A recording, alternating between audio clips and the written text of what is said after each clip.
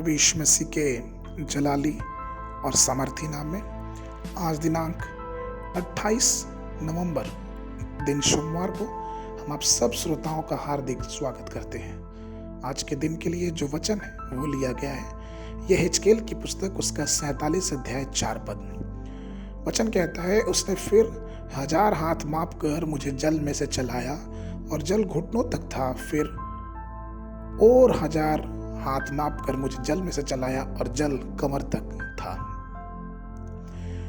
हमने कल ये देखा था कि हमें टखनों की गहराई का अनुभव चाहिए, लेकिन प्रियो मैं आज सुबह आपको ये बताना चाहता हूँ कि हमें वही उसी अनुभव में नहीं रुकना चाहिए, लेकिन उसके बाद जो अगला स्तर है घुटनों के गहराव का अनुभव, हमें वहां तक चलना चाहिए।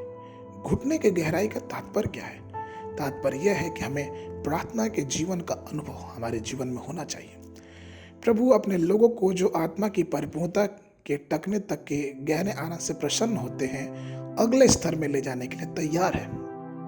जो घुटनों तक का गहरा अनुभव है और उसे लेकर चलता है, आपको मुक्ति के आनंद से संतुष्ट नहीं होना चाहिए, बल्कि दूसरों के लिए बोझ के साथ प्रार्थना करने के अनुभव से भी गुजरना चाहिए। यहोवा उन प्रार्थना योद्धाओं की तलाश में है जो अपने घुटनों पर खड़े होकर प्रभु से प्रार्थना करते हैं। वह उम्मीद करता है कि उसके लोग उसके साथ घुटनों के बल प्रार्थना करें। हमारे प्रभु यीशु मसीह जब इस धरती पर मानव रूप में थे, तब वो एक महान प्रार्थना के योद्धा थे।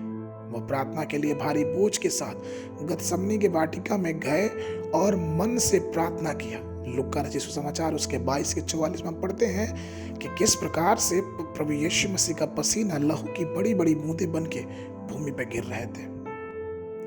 वही प्रभु आज भी हमसे कहते हैं कि जागते रहो और प्रार्थना करते रहो। तो क्या हम अपने आप को घुटने पे लाके परमेश्वर से प्रार्थना नहीं कर सकते हैं? क्या हम अपने दिन के 24 घंटों में से कम 1 घंटा प्रभु को नहीं दे सकते? टकने तक के गहरे आध्यात्मिक अनुभव में आनंदित होने वाले भाई बहनों, हमें चाहिए कि हम प्रार्थना अर्थात घुटने तक के गहरे अनुभव में आगे बढ़ें।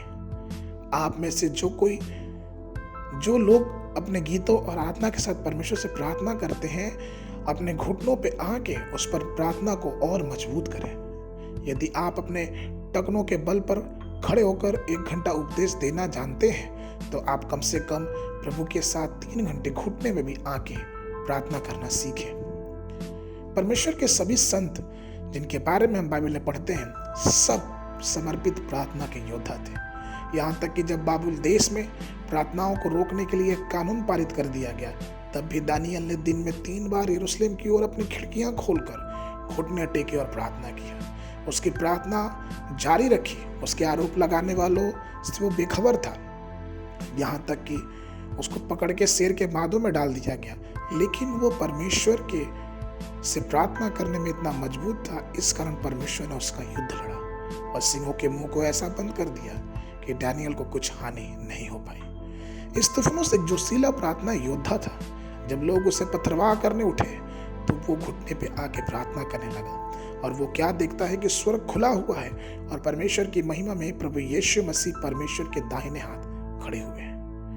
प्रभु में प्रिय लोगों, यहोवा ने अनुग्रह के द्वारा हमें और आपको बचाया है। आइए हम भी अपनी आत्मा और सच्चाई से प्रार्थना का जीवन और प्रार्थना में अभिषिक्त हो जाएं, कि जिस प्रकार से हम अपना जीवन परमेश्वर के साथ महिमा में बिताने वाले हो सके। आज के मनन के लिए भजन संगीता की पुस्तक उसका 95 अध्याय 6वां पद। आओ हम झुककर दंडवत करें और अपने कर्ता यहोवा के सामने घुटने टेकें। बाइबल अध्ययन के लिए सुबह के समय यह हिजकेल की पुस्तक उसका 33 और 34 अध्याय, संध्या के समय पहला पतरस की पत्री उसका 5 अध्याय। परमेश्वर आप सबको आशीष देवे।